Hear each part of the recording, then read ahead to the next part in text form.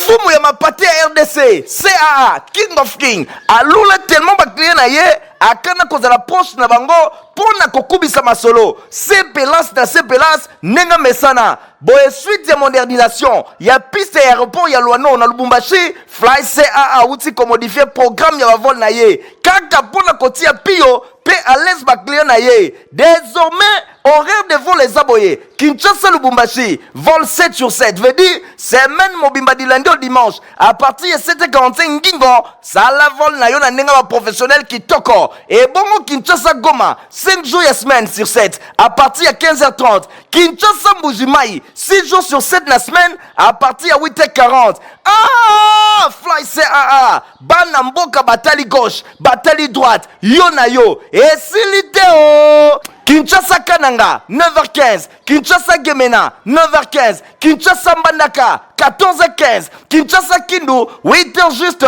Pe Kinshasa Kisangani, 9h juste. Bon, si Mbappé Bouebake depuis 1992, 32 ans le long de service à peuple, c'est à lundi sa régularité, ponctualité, sécurité, bakisa confort. Pona bavol nyoso totangi boko zoyango na bavion na ya mpifo Airbus A320 pe Airbus A330 nzambe ya bilengi Kongo mobimba si bandima yo bisengo ya Fly CAA nkembo na nkembo leader.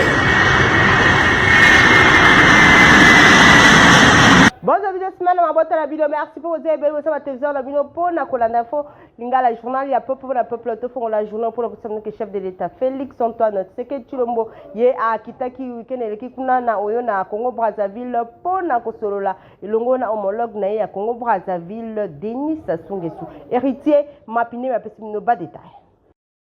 Chef de l'État, Félix Antoine Tshisekedi Tshilombo, ataki makolo na ye weekend eleki na ville ya Oyo na Congo Brazzaville pour na visite ya courtoisie elongo na homologue na ye ya Congo Brazzaville Denis Sassou Nguesso akitaki na aéroport ya Dolombo epai wapi ayambamaki na premier ministre Konene Makoso pe ba membre mosusu ya gouvernement. Après avoir respecté le protocole nyonso akendaki na suite ngolodwa epai wapi ebongisamaki pona ye kovanda. Une heure après, homologue na ya Congo Brazzaville Denis Sassou Nguesso akomaki kuna pe betaki masolo pendant 45 minutes kasi eloko moko te ebimaki na masolo na bango nde na sima chef de l'état Félix Antoine Tshisekedi Tshilombo invitaki ye na déjeuner na mémoire ya liwa ya mama moi ebara oyo azalaki mère biologique ya président ya Congo Brazzaville Denis Sassou Nguesso boye na tango to pendant cocktail oyo tango mosusu masolo ebetamaki entre ba deux chefs d'état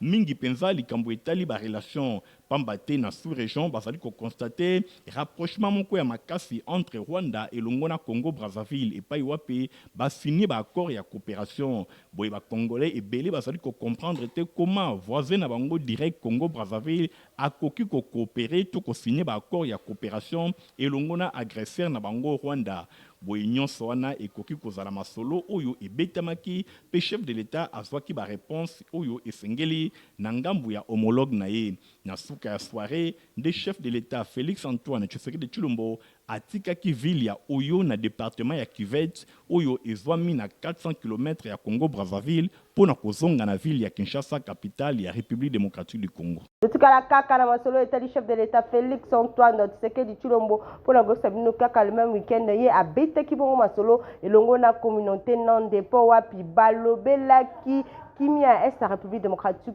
du Congo. Une fois de plus, héritier Mapinde Mingulungu. Président de la République, Félix Antoine Tshisekedi Tshilombo a betaki masolo week-end eleki na cité ya Union africaine. Bosimba ke chef de l'État Félix Antoine Tshisekedi Tshilombo a sololaki na délégation ya ba chef coutumier, ba leader religieux pe ba opérateur économique ya communauté nande, ba ressortissant ya province ya Nord Kivu. balobela kimingi situation sécuritaire na est ya République démocratique du Congo likambo etali bombardement ya camp ya ba déplacé ya Mugunga na mboka Goma na province ya Nord Kivu. Balobela ki pe ba question socio-humanitaire ya ko indemniser ba victime oyo bazalaki bongo pona makambo na centre oyo ezalaki na ba échange na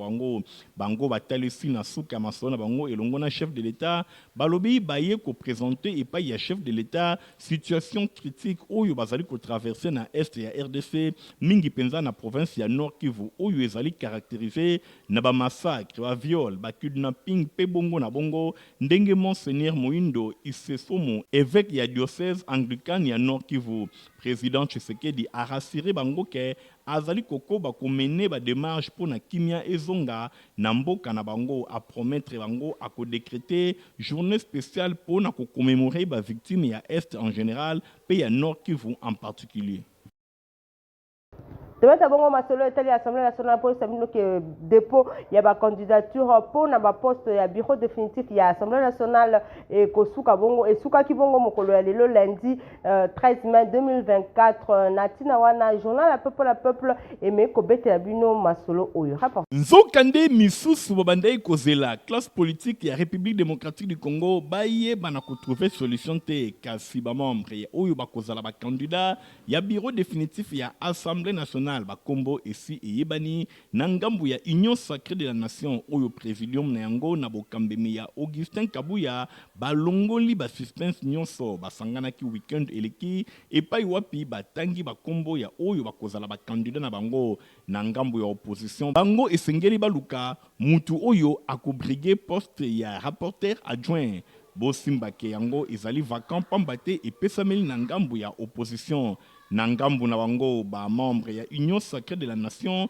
baponi déjà ba candidat na bango oyo bakozala bongo ba candidat pour na élection ya le 18 mai 2024 boye selon procès verbal moko ezali kotambwa na toile na sujet ya réunion oyo esalemaki weekend eleki na numéro 3 ya Avenir Révolution na quartier GB na commune ya Gombe. Ba honorable Christophe Mbosonko d'Empwanga, Jean-Pierre Bemba Gombo, Jean-Michel Samalukonde Kenge, Modeste Bahati Lukwebo, Augustin Kabuya, P. Vital Kamere, Bango Bayokani, Boye Bakombo Ezali Boye. Pour le candidat président ya Assemblée nationale, professeur Dr Vital Kamere Loakaningeni, premier vice-président, professeur Dr Isaac Jean-Claude Chulumbai Moussao, deuxième vice-président Christophe Mbosonko d'Empwanga, rapporteur Jacques Njoli et Seng Ekeli. Boye pour na poste rapporteur adjoint et kozala na ngambu ya opposition, Kester Serge Bahati Maïgenge, Kester adjoint Caroline Bemba Wale, soki eloko mokote eye ko bouleverser ba kombo oyo nyonso totangi bangonde bazali confirmer pour na ko représenter Union Sacrée de la Nation na bureau définitif ya Assemblée nationale pour na élection oyo ekosalema le 18 mai 2024. kaka na basolo o etali Sénat boye baki ba sénateur ba nouveau sénateur baza déjà ko enregistré na administration ya Sénat pour na koyeba mingi bolanda reportage oyo Nadina Asona Salelvin. Il y a séance, il y a ouverture, il y a session extraordinaire, il y a législature 2024-2028 où ils ont prévu. Mokolo ya mardi 14 mai 2024, na salle, il y a la conférence internationale, il y a palais du peuple, administration, il y a Sénat à organiser qui séance, il y a identification pour na honorable sénateur provisoirement proclamé Eli Nakseni. Oyo ba pesi bango ba badge po bazala na accès na salle bosengeli koyeba ke ba honorable sénateur ebele bayaki tomonaki pe présence ya honorable Jean-Michel Samalukonde Kenge Elia Okatanga epai wapi atalisi po na ye ezali occasion ya ko fournir ba information oyo ezo concerné bango de manière ete bazala identifier malamu pe et permettre bango bazala installer na chambre haute ya parlement kuna ayebaki nanu na ko remercier administration ya Sénat lolenge ba organiser identification oyo ezali étape moko malamu oyo ko permettre bango baye basolo kozala bien informé non seulement na fonctionnement ya chambre haute ya parlement pe lisusu kopesa bango ba information na oyo etali ba rôle oyo bakojouer interaction oyo basengeli bazala nango na administration ya Sénat pe lisusu koyeba solo kolobela makambo oyo etali bongo sécurité sociale bosengeli koyeba ke Samuel Konde Kenge abakisaki lisusu ke séance oyo ezali occasion pona bango ya kotalisa ya kopesa message ya responsabilité pamba te baponaki bango na tâche oyo na mesure ete pamba te baye ko répondre pona kolakisa na ba grandes élites to ba députés provinciaux lolenge basalaki bango confiance bosengeli koyeba ke bazwi engagement ya ko servir République démocratique du Congo et pa wapi ezali exercice moko ya malamu oyo basali awa na sima bakoyeba lolenge nini ya ko travailler po babanda mosala na bango kitoko. Likambo etali courage ya bakanivo eza matata mingi penza bisika ebele na ville province ya Kinshasa ndakisa ya avenue Wamba funa na njili na quartier 12 soki mbula ebeti moyen ya kolekana ezate nzela eza malamu te mijo mabasi asalemi no reportage oyo.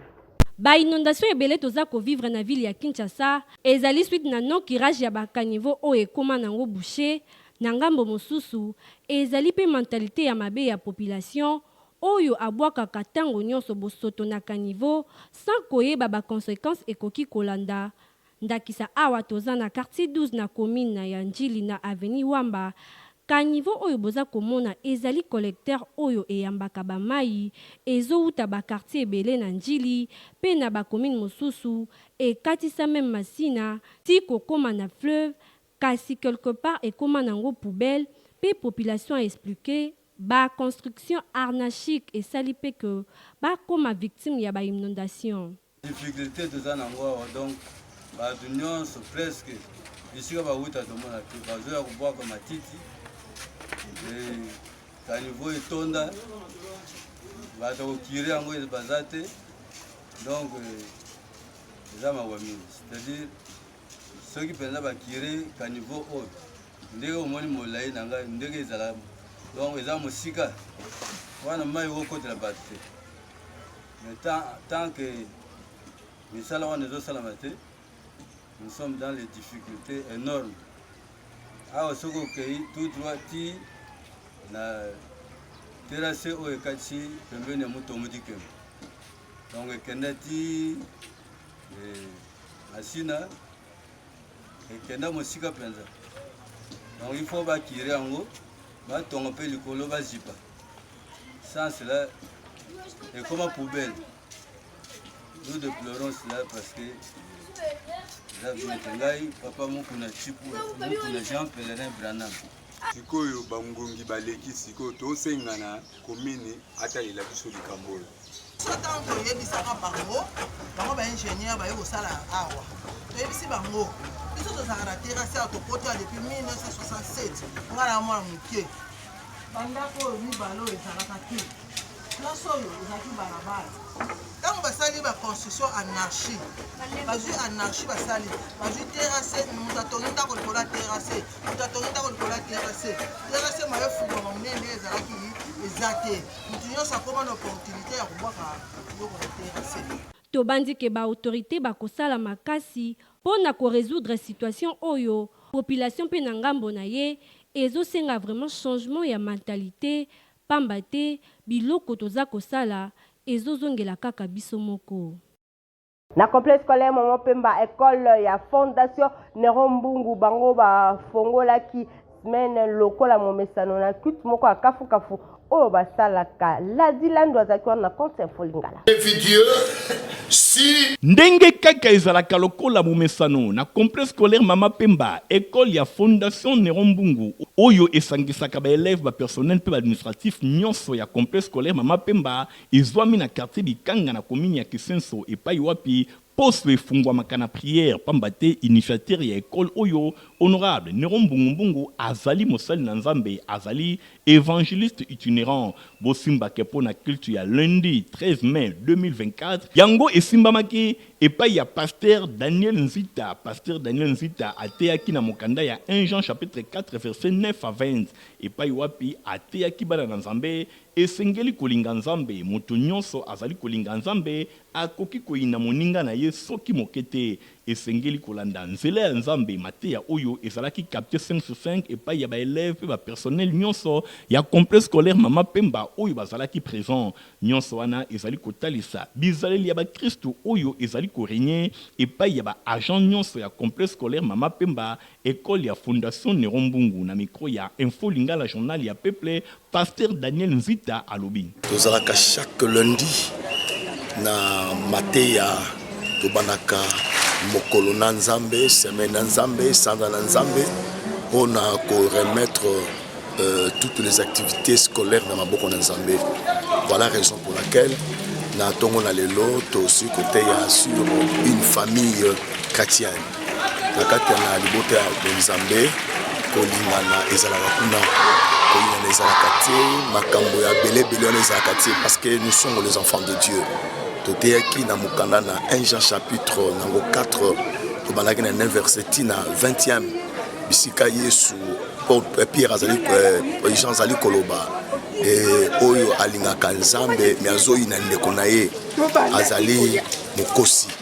bosimbake eloko ya kobakisa ezali te na complexe scolaire Mama Pemba kuna batiaka Nzambe liboso yango tango nyonso réussite ezalaka na école oyo na ngambu ya baélève pe bapersonnel nyonso ya complexe scolaire Mama Pemba. Na matolo etali région que l'église Jésus-Christ le seul sauveur oyo kumba makabongo epai apôtre Anaclé ba weto ba organiser bongo culte moko ya prière pe ya délivrance mokolo ya samedi 18 mai kuna na jardin botanique ya Kinshasa héritier Mapinemi Igor Ntingi bazaka na compte Info Lingala.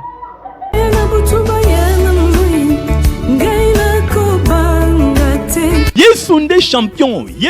champion yoka bien bana nyonso ya ville ya Kinshasa bana ya Nzambe ya ba district nyonso Changu Moamba Funa Lukunga église Jésus-Christ le seul sauveur oyo ekambamaka epai ya apôtre Anaclé Baweto moto na nguya moto na moto oyo Nzambe azali kosalela babongisi journée ya prière pe ya délivrance ya kafu pona ba âme oyo ezali abattu pe condamné bosimba ke Jésus-Christ azali champion ya catégorie nyonso prière pe délivrance oyo ekosalema samedi 18 mai 2024 de 8h à 12h na jardin botanique ya ville ya Kinshasa boya ebele yo mutu ozana ba problème ya mosala ya mabota makambo ezali kotambola te yo moto operda espoir occasion oyo vraiment epesameli yo nyonso ezali tiré na livre ya Actes des Apôtres chapitre 4 verset 12 oyo elobi kombo moko te likolo pe na se epesameli biso mpo na kobika na yango kaka kombo na Yesu apôtre Anaclé Bawetu tozosenga na bana nyonso ya Nzambe bamure ya prière baoyo baza na baproblème baza na badifficulté baza na mitungisi na mitema baoyo baza délaissé yango tozosenga na bango nyonso le 18 mai mutu moko te azanga rencontre na biso eza na jardin botanique yango tozosala appel na batu nyonso baoyo bana ba problème baya parce que prière eza po na bango parce que Nzamba kozala na rendez-vous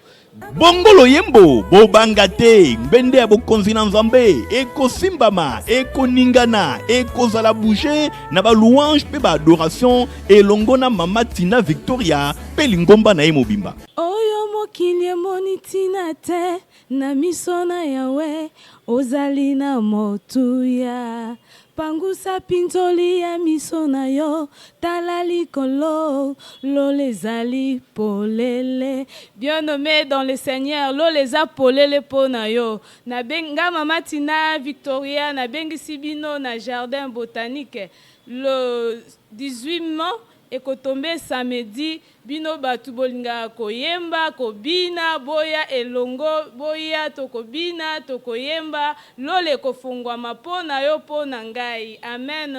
Boya ebele Yesu Christo yende champion samedi 18 mai 2024 na jardin botanique de 8h à 12h. Prière paix de délivrance oyo ekozala ya kafu milimo ekokweya bato bakokangolama. Yesu Christo azali champion simba ye azalo lenge moko lobi lelo libela na libela. Amen. Suite à modernisation ya piste ya Luano kuna na Lubumbashi ndese aza ko modifier horaire de vol na ye na ma différentes villes ya République démocratique du Congo.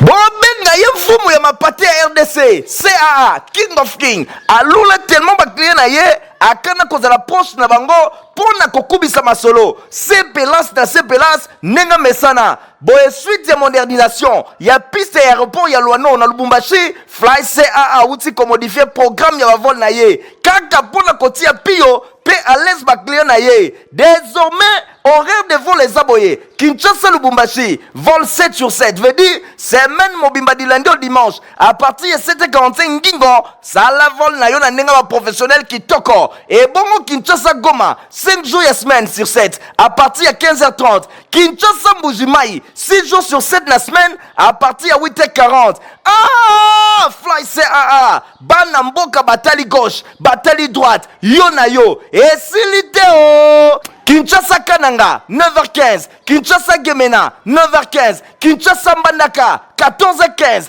Kinshasa Kindu 8h juste pe Kinshasa Kisangani 9h juste bon Simba pe boye bake depuis 1992 32 ans le lobo de service à peuple c'est à lundi sa régularité ponctualité sécurité bakisa confort pour ne pas venir sur Totangi, Boko Zoyango na bavion na yampifo, Airbus A320, P Airbus A330, Nzambe ya bilengi, Congo mobimbe bandimayo, bisengo ya Fly CAA, Nkembo na Nkembo leader. Na rubrique na biso ya koyeba lelo journal ya peuple pour la peuple rédaction ya info lingala et le bimino village ya Ngaliema Nadine Asona ba détail. Village Ngaliema ezali village oyo ezwami na ouest ya ville ya Kinshasa na République démocratique du Congo. Village oyo esetira de Kitambo vers sud ya Komataka na Ngaliema tout au long ya route de Matadi na oyo etali administration nango bosengeli koyebake yango ezwami na ville province ya Kinshasa. Pe na oyo etali démographie bosengeli koyebake village Ngaliema bazali na nombre ya population ya 682 135 habitants pe densité nango ezali ya 10 890 habitants par kilomètre carré na oyo etali géographie nango boyeba ke coordonnées ya village Ngaliema ezali boye 4 degrés 21 minutes 42 secondes na sud pe 15 degrés 13 minutes 6 secondes na est na oyo etali superficie nango ezali bongo ya 62,64 km carré kuna na village Ngaliema langue oyo edomina pe elobamaka mingi ezali bongo lingala pe commerce ya makasi oyo esalemaka na village Ngaliema oyo ezali nde kote kakayas le long ya avenue tourisme na commune ya Ngaliema référence nango Mimosa na oyo etali géographie bosimba ke commune oyo ezali borné na nord ya fleuve Congo pe Gombe na nord-est ezali na commune ya Kitambo na est ba commune ya Bandalungwa pe Selembao na ouest pe sud na commune ya Mongafula na oyo etali histoire nango bosengeli koyeba ke village Ngaliema ezwa kombo ya Ngaliema chef oyo asignaka traité ya fraternité na Henri Morton Staley na 1881 village Ngaliema ekreama le 12 octobre 1957 commune ya Ngaliema eza na 21 quartiers pe 198 localités Totangi, Lukunga, Ngomba Kikusa, Bumba, Binza Pigeon, Jelo Binza, Bangu, Punda, Kimpe, ancien combattant, Basoko, Congo, Joli Park, Kinkenda, Kinsuka Pêcheur, Lonzo, Musei, Mamayemo, Manenga, Finda, Monganga, Pelubudi, ba localité nango ezali Montfleury, Binza Ozone, Binza Météo, Binza Delfo, Binza Pigeon, pe Binza Ipen. Bozala posa bana mino bala la santé ya kitoko poto ya malonga o bakokomela eza bongo Protivap yo pe mukolo okoki komela yango epesaka santé ya kitoko. Ah merci Yabouine bana nyoso baza kuringa à la pochette.